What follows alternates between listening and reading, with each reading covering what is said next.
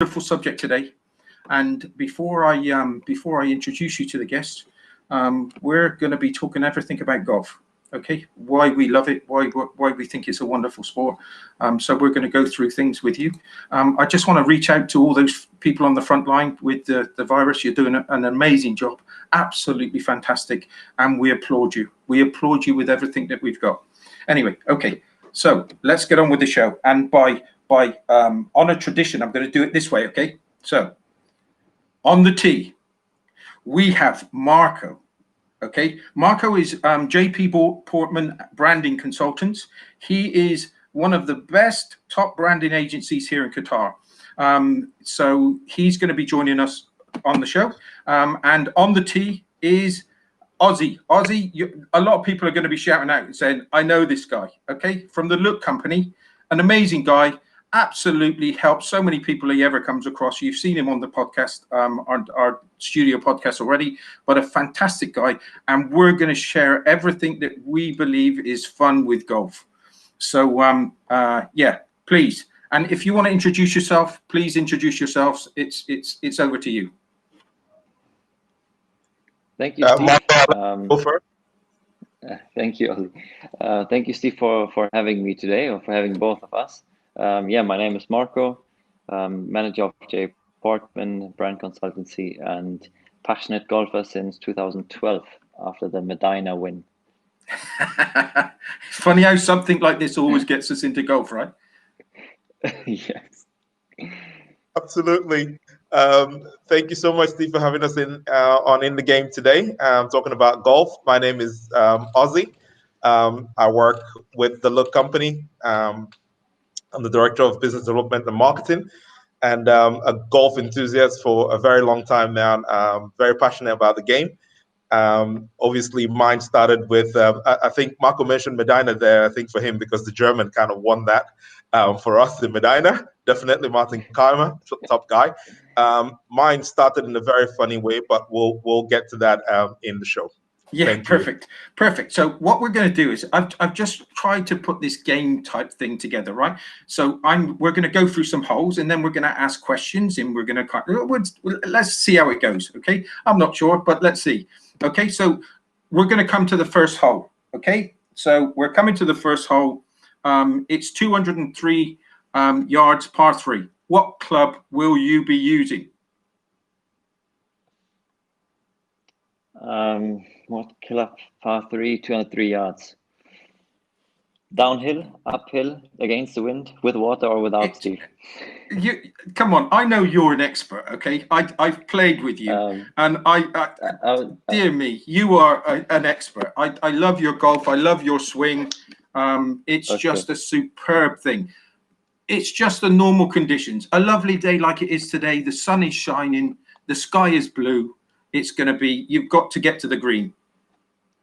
Okay, 4 iron. 4 iron? Hit a 4 iron, yeah. Ozzy, that just shows how professional he is, all right? I'd be using a 3-wood or something.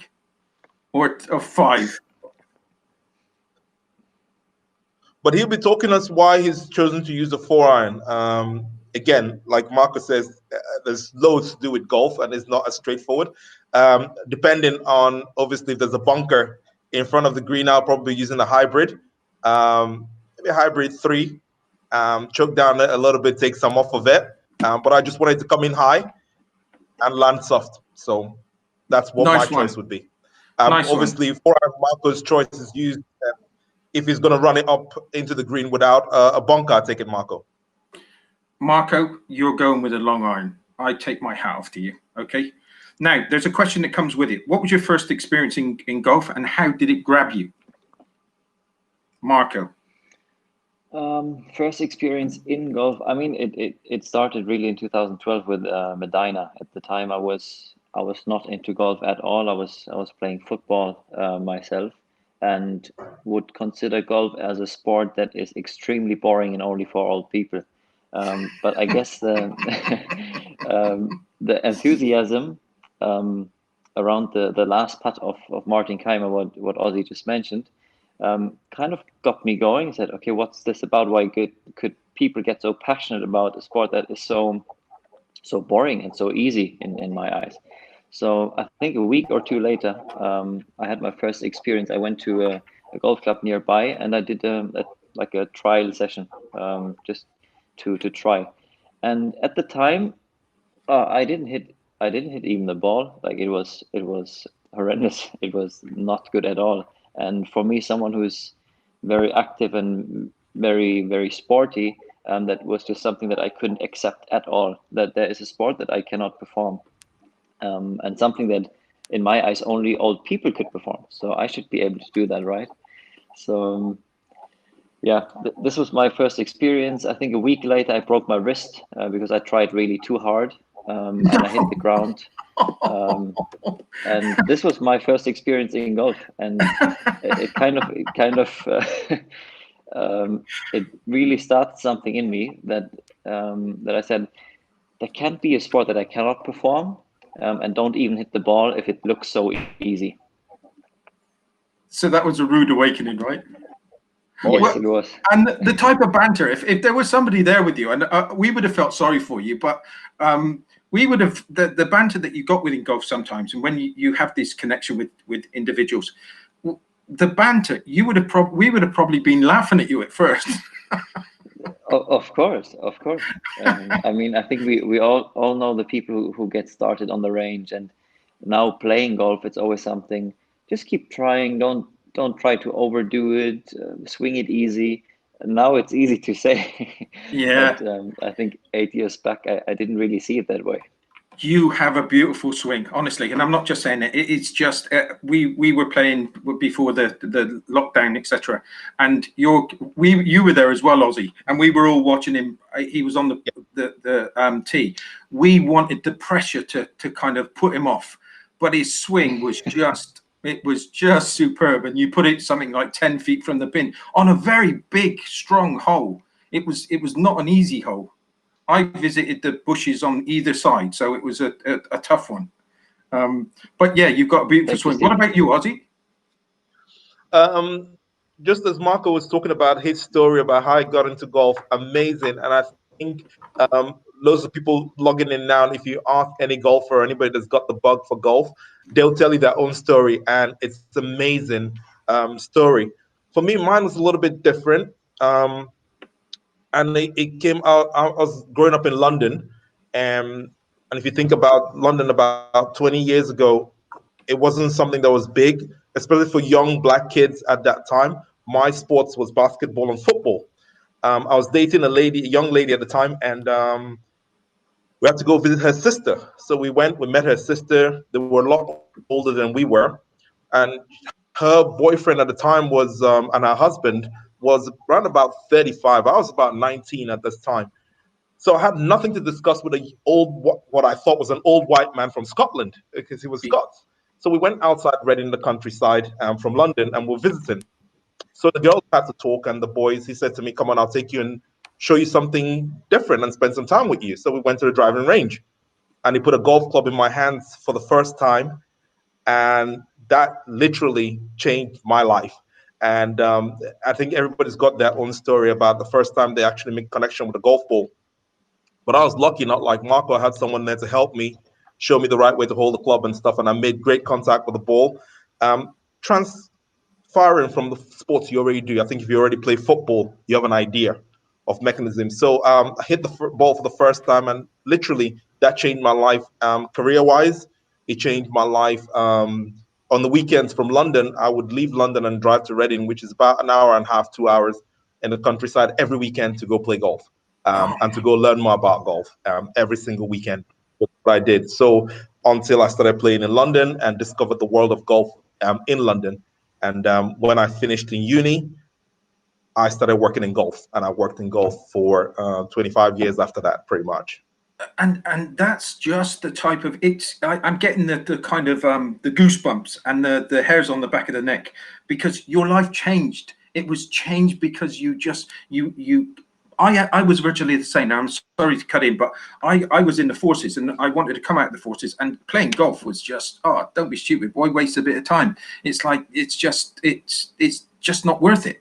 and I got involved in it, and I ended up going to work in golfs, and it changed my life. It really did change my life, because all I wanted to do was work in golf clubs, and it did have a major effect on me. And just like you said, Ozzy, it has a transforming way of all of a sudden it just gets you, and that's it. You don't want to do anything else but golf.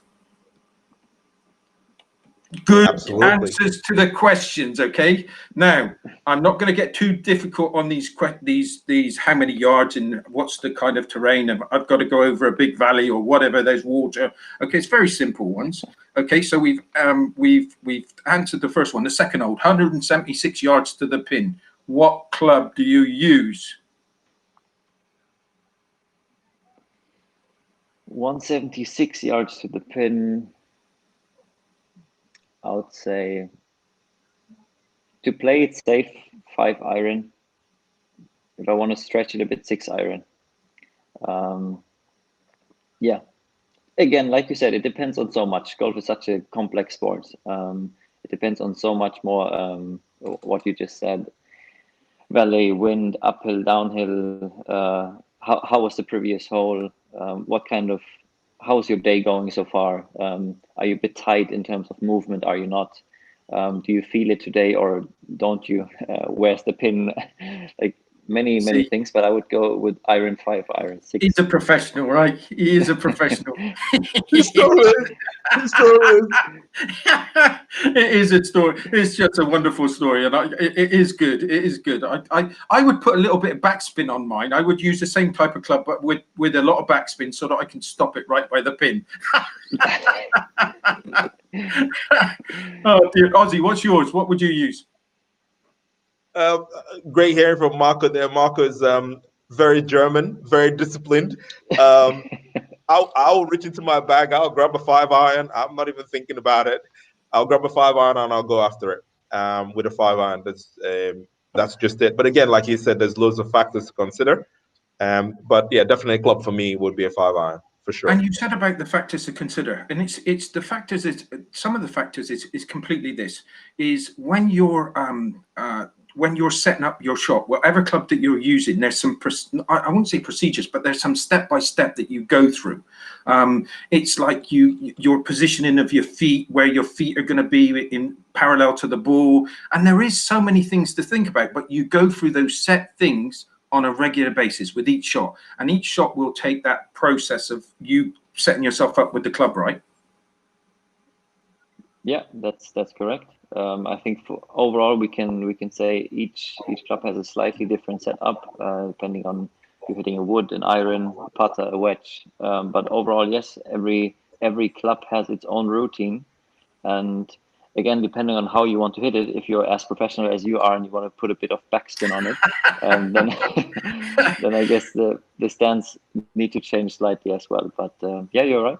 The stand is.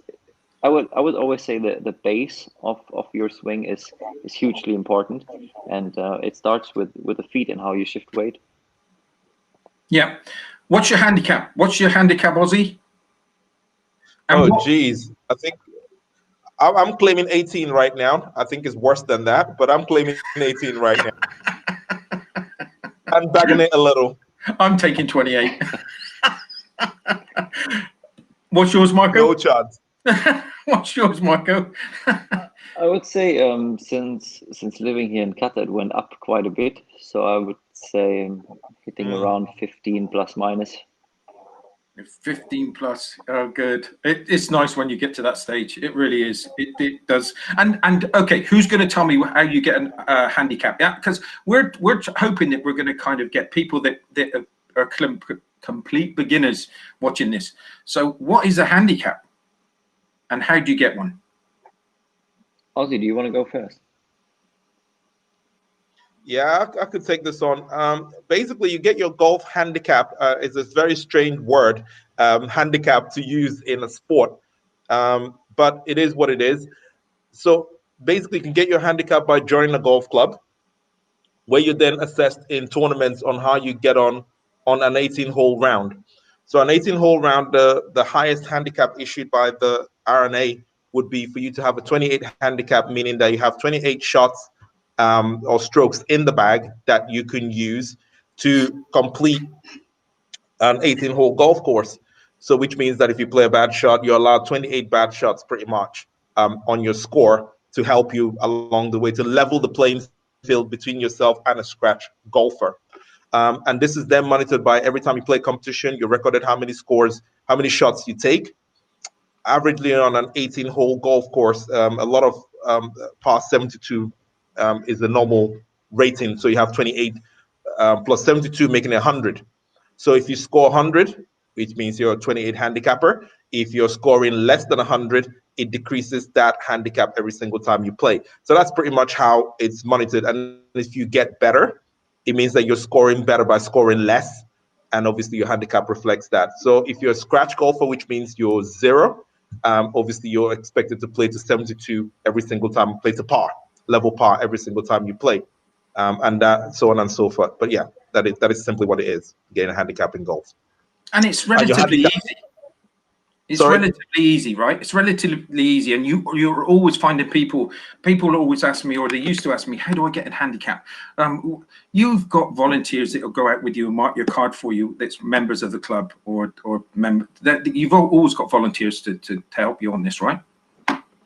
Pretty much, yes. Pretty much. So your card is marked, it's entered, and put it into the golf course after a competition or after it's recorded. Then you have that handicap. So as Marco said, it's a 15 handicap. So whenever Marco goes out, Marco only wants to make literally 15 mistakes or less on his scorecard, pretty much. And that's, like you said, very, very difficult to achieve.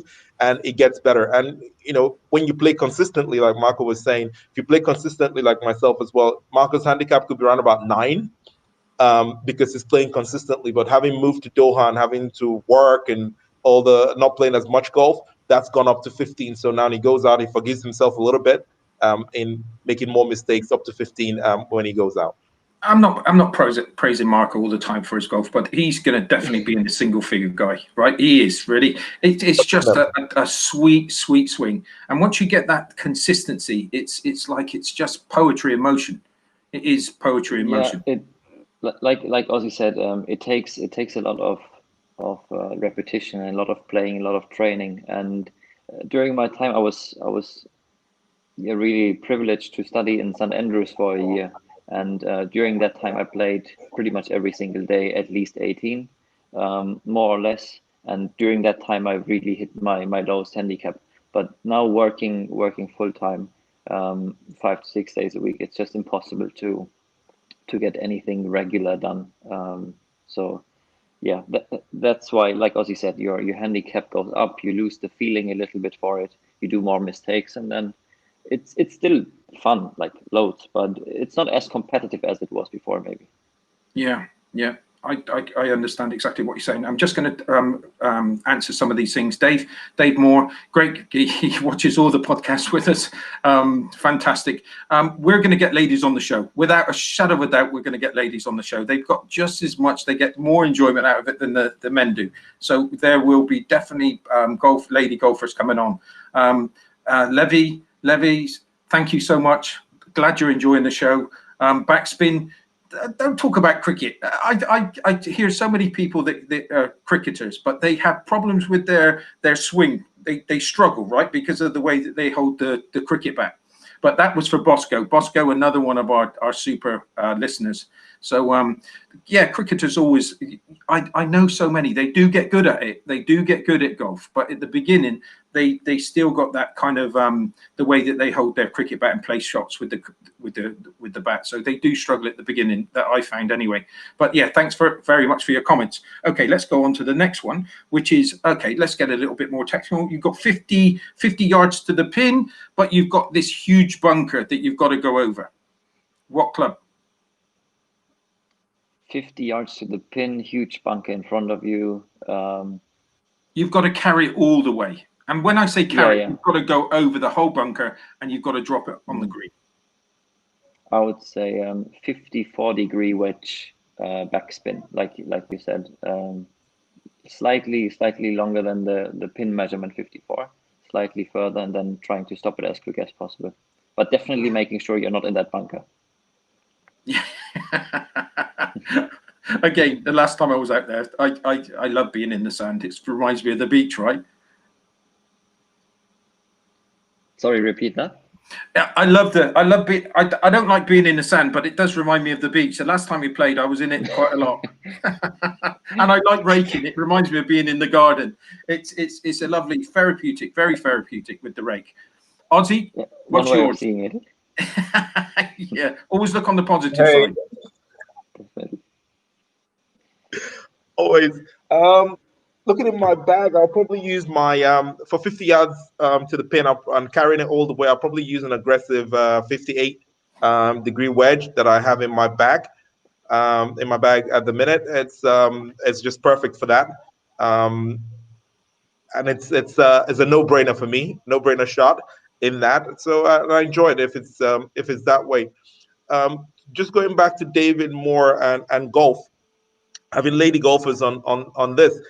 Lady golfers, I have played with a lot of lady golfers in my time. I enjoy playing with lady golfers because it's different when I play with a lady as opposed to when I play with a guy. When I play with a guy, obviously we're trying to outdrive each other, see who's going to hit the ball longer, distance-wise, and there's less technical ability on it. It's a macho thing. But playing with women, the ability and the skill levels that women have, because they're so flexible, it's amazing to watch a female golfer. Technically, they're a lot better than most men are, and they got better rhythm in their swing, which is what it makes you a good golfer. So I enjoy playing with that. And having said that, when I started playing golf, lady golf I played with got the first hole in one that I ever seen. And I have never seen any since then. I've never had one myself, but yes, and she got a hole in one. So it's very lady golfers. All kudos to them, and they're really really good players out there. The great thing about this is, and this is the love of what's happening right now, and I do love it. Honestly, I do love it. It's just amazing. Rachel Choi, she's a lady professional. I'm hoping that you're in Qatar. Well, it doesn't matter where you are, especially with this new kind of way that we can do podcasts. You can do it from the front room. So Rachel, please give us a message to say that you're going to be coming on the show, because this is not going to end here. I tell you, we've only got 30 minutes, and I'm only on the third hole. It's like I had so many holes, but it just makes us coming back, and we need to come back because it's a fantastic subject. So let me move on. So the question that I go with this now is that you've got somebody, a complete beginner in front of you. They've got the same impressions that you've got. You'll Mark Twain, you'll ruin a good walk with a game of golf. I don't want to hit a ball down there. It's boring. It's for old people. It's this. It's that. It's that. I've heard them all as well as you have. Okay, but there's somebody in front of you, and it could be a young child. It could be somebody. What would you say to them? What would be your kind of what would be your advice or your enthusiasm to them, to give to them to take up sport, to golf? Sorry, Marco. I think from my experience, how I started, someone who's really not interested in the sport, and I mean at my age I had so many friends like, why are you starting golf? That's not for you, etc. etc. You just really need to try it, and if someone is really competitive and wants to, like me maybe, can't accept that something's not working for him, then I would just say give it a try, and if you're good at it and you have the you have the opportunity to be outside, to enjoy a game that is very technical, very I would say very mentally exhausting as well, and that will challenge you not only from an athletic point of view, but will challenge you all around really. If you're mentally tough, if you can focus in the right situations. You have, I mean, a round of golf, 18 holes, between 4 hours, sometimes even maybe more, to chat with people, to get to know each other. There's a lot to it. It's not only hitting a ball and trying to get it into the hole. There's a lot more to it. Yeah, that's, I guess, with the stories that you can tell, you inspire people, and hopefully someone would grab a club and give it a go then.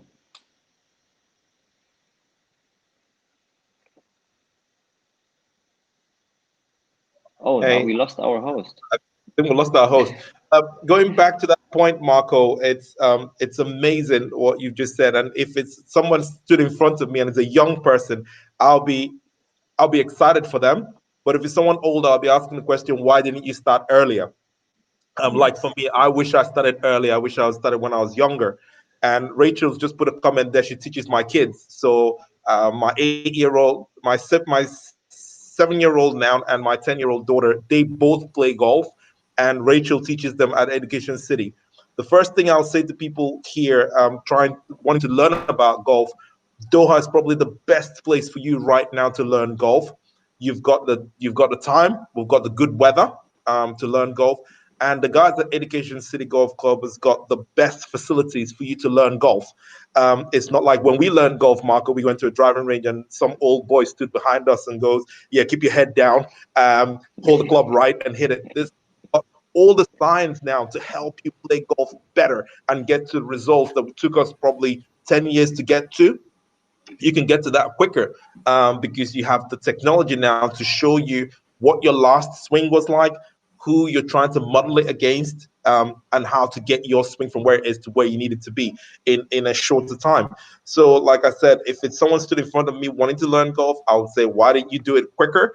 And if you need to do it now that you're older, you need to get down to the professionals outside Education City, because they've got all the technology to help you get better quicker, for sure. I'm waiting for us to be able to get back out. I want to get into the putting lab there and just to fine tune my putting and get better, become a better putter, really, because that could save me at least 9 shots. I know that for a fact. You guys have played with me. You know that's one of my biggest weaknesses in the game is putting. So I can't wait to get into that putting lab. And sorry, I lost the connection there, but I think that with me, it's like just let golf grab you. It's like just enjoy the thing. Just try and work it out. So when you're holding that club and you hit one right down the middle, there is no better feeling. And there is so many things that you learn from golf. I was listening to you, Marco, and I'm sorry to be doing some talking there, but with the way that you think about it, the science beyond it, and as you said, Ozzy, the Education City Golf Club is just incredible. Probably one of the best facilities in the world, without a shadow of a doubt. It's incredible. So there are some huge benefits, and just to be able to smack that golf ball down the middle and have the game of your life, it will stay with you forever, and you will just have that bug. It's just amazing, and that's what's always got me is it trying to work it out, because it's a game of life, right? Some days that you can have this wonderful game of golf where you hit everything and it's just perfect, and it's like life. It's one of those things, and then all of a sudden you can go out and do exactly the same things and you couldn't hit a barn door. It would be the worst day of your life where you were losing 15 balls on just 18 holes. It's like, and you want to throw your clubs in the nearest pond. It's like, it's just one of those games, but it just grabs you, and it's just one of those things that life you have to work at, and it's the same with golf. So you're correct there. Like you said. Sorry, Ozzy. But let there be no confusion. It's very frustrating, especially in the beginning, and it keeps on being that. So I think for everyone who starts as well, need to have like a right mindset to get to it. It is not an easy sport. It's not an easy sport. It's a very difficult one. But you say that, you get glimpses of being a Nick Faldo, because that's who my biggest person was. Nick Faldo, without a shadow of a doubt, he was just a legend. And it was kind of, it just grabs you, and it's kind of, you just will never forget that, working it out. And when you get the glimpses of smashing that ball, I've been lucky enough that I had a hole in one on 177 yards. And the bad thing was I couldn't see it go in the hole. You know, I didn't have my glasses on. So it was, everybody else was telling, we think that's in. And it was in a competition too. We think it's in. All I could think was, oh my God, I've got to buy everybody a drink. Oh my word. So, yeah. But it's just one of those games that is just unbelievable. I know that we're running out of time, and I want to fit one of these things in. I also want to say at this stage that with these, we're free friends, by the way.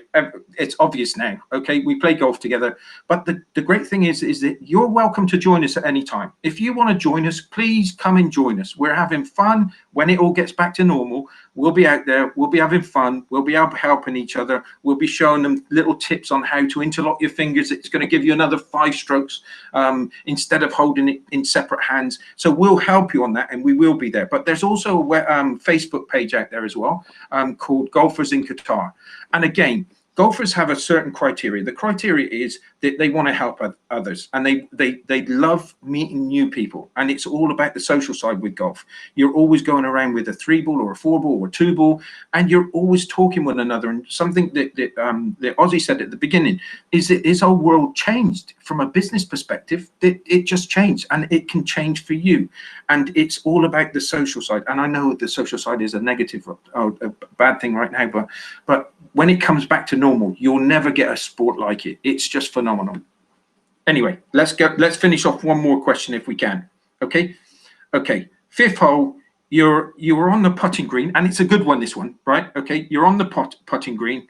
Okay, what is your routine that you go through to line up the putt and everything? Putting green. I guess you should always, how do you say, get your ball marks repaired first. If you hit it high as Aussie, and we have soft greens. I must say this with Rachel here from with Education City Golf Club. No, but that's part of the game. Definitely, you need to take care of the course. Then I would say you mark your ball. You have your small chip. You mark it. You take care that you don't cross any other of your other players' putting line, you step in or something. And then you get behind your ball and try to read the green and try to get a glimpse of how the ball will roll towards the hole. If it's necessary, I would look from the other side as well, but depends. If it's not a competition, I wouldn't go that far. And then just feel comfortable, get an idea for how quick the greens have been the last 4 holes, and if I was a bit short or a bit too far, and then just give it a go. Ozzy? It's what we call in golf, what Marco was describing, there was a pre-shot routine. I go with a pre-shot routine every single time because I'm one of those people that I'm very emotional when I play golf. And I think a lot of you saw that when last we were out. So what I do with my pre-shot routine, temperamental, I would like to call it more than anything else. So a pre-shot routine is what I do to keep me in the mood and to keep my rhythm going. So I, like Marco described, you put your ball down after it's marked. So I normally have a line across on my ball to make sure that the starting line is lined up on where I want the ball to roll to, either as the left side or the right side of the hole. Then I stand behind the ball and I take 2 practice swings to determine the length of where I want to hit the ball to. After I've lined it up, then I line up with my putter and I repeat the same stroke. That way it takes anything out of it. It's just all a routine and it's all mechanical more than anything else. So it takes any guesswork out of it and I repeat the same stroke that I just practiced. And I have that maybe try and make it within 5 seconds from when I do the practice strokes to when I hit the ball and get going. That's brilliant, and I'm glad one of you brought up about the lining up the ball. You know, whether you've got the tight list or whatever it may be, and then you line that up as a stroke, okay, so that you know the rough direction it's going in. How many times do you just don't believe that you've just lined that ball up, but you still believe when you're over the shot you're going to adjust it slightly? How many? I don't know how many times I've done that. Is it? I'm thinking, am I sure that's the line? Oh, maybe I should just move it just a little, or maybe just. Oh my God! And it's so frustrating. It is so frustrating. Okay, that's just a funny thing with putting because it's like anybody can. Always taught me I could hit a long ball off the tee, but if your putting was awful, then you're back to the drawing board because that's where you're going to lose the shots. Touch like an elephant. That's what I've been called by in my time, and I do. I have a touch like an elephant. Soft touches around the green, it doesn't happen. So it's always frustrating. One of the things that the question that I'm going to finish off with is it. What are the benefits? What kind of benefits are you getting it from going out there and going around the course? I would say biggest benefit if you can fit it in your day or in your weekend to be out for 9 holes or even for 18 is just the time that you spend outside. We having most of pretty much an office job if I'm not outside with clients.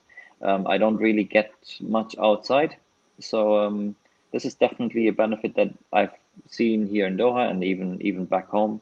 and back in Scotland as well, you're just outside. You're in nature. You in Scotland, no matter if you have sun, you have rain, you have wind, you have snow, maybe within a day, you are just outside enjoying whatever the weather brings you. And it's, I don't know, another benefit is just, I want to bring up the mental challenge again, because over 18 holes especially, playing 18 holes in Scotland, 9 holes out, wind in your face, 9 holes back, the wind turned in your face. It is mentally really frustrating and mentally really tough. So I think I learned a lot from golf on that side as well, that I really don't want to miss. And it's every time an experience, depending on people who you have around. It's always great stories.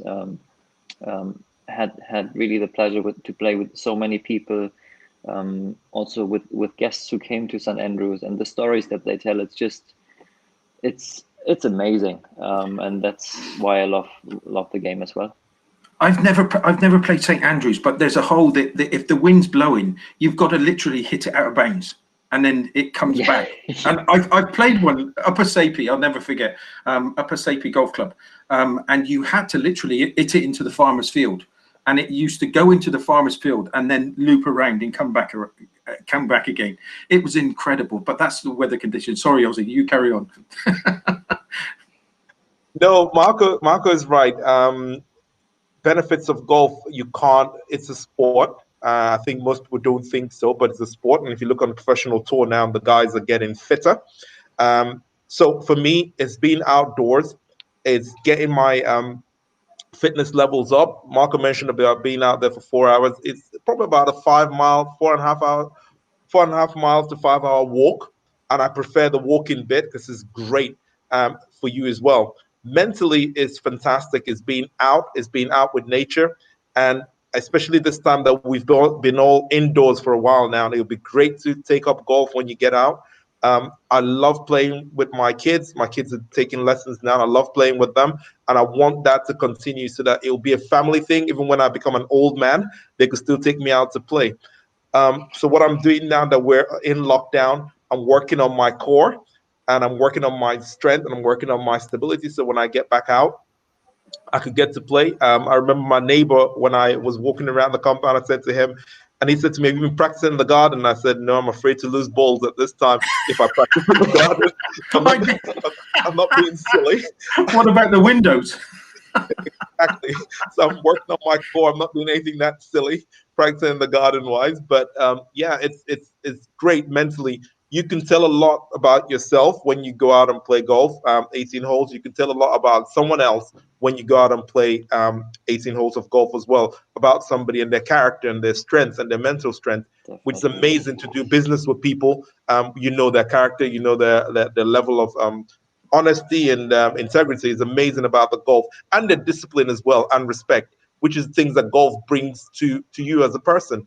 And I love golf for that. I've been so lucky. I've worked for Callaway Golf. I've worked for TaylorMade Golf. I've worked for Doha Golf Club. I've worked for Farley Court Golf Club. I've been in golf for a very long time now, and I've met loads of top players in the game as well. So it's amazing sport. A different world for me. I'm really concerned now that you're both judging me when I play with you next, just because I'm in the bushes or I'm all over the place. It's like now you're judging me on my character and my. No. Look, I love golf. We see the determination. We see the determination in getting those balls back. Listen, for me, it's all about that. You get onto the golf course and you forget about everything. It's like meditation. You get onto the golf club and you forget everything else around you. You forget your problems. You forget your issues. It's one of those games you've got to purely focus, because otherwise it will destroy you. It will destroy you with your shots. It will destroy you, and you have to be clearly focused. And the social side for me, without a shadow of a doubt, I've worked in golf clubs for about 12 years, and literally it's been some of the best years of my life. And it's all about the social aspect of it. It's all about meeting people. It's all about kind of learning from others, looking at what they're doing, picking up little things like locking the fingers. I can remember my first glove. All those things just build that whole experience. So that's from my side. I am so sorry, and I do apologize to everybody that's listening, but we've come to the end of the show, which I tell you, we would be in so much trouble right now because we didn't answer that many questions, okay? But or different things. I had so many more other things that I wanted to ask you, but it just proves to me that we've got to come back and do this again. And it is something that we're going to pick up, and it's going to be something that we can take forward, and we can get our group together after this. We can be part of this golf in Qatar, which is a really good on Facebook. I really do. If you're interested in golf, please go and sign up for it, become a member. Because the social aspect to this is just incredible. It's a massive part to golf. Okay, it is all those things that my guests have said today. You've got to take those things into account. And when you see these two gents playing golf, they have all those things. You can see their mentality. You can see, especially from we have a bit of fun, Oz, but you know that we've got Nick Faldo in the room when Marco's with us, right?